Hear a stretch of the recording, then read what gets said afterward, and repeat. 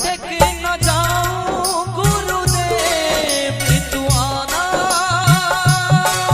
है राह दिखाना। ओ मेरे गुरुवर मुझ पर दया बरसाना,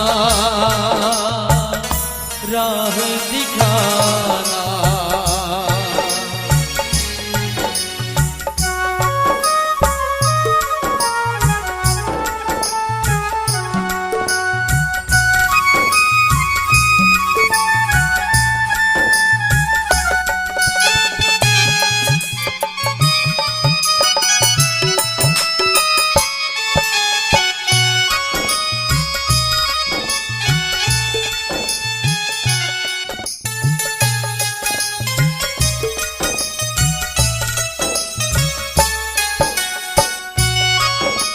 अगर वीडियो अच्छी लगी हो तो आप लाइक कर दीजिएगा और चैनल को सब्सक्राइब भी कर दीजिएगा।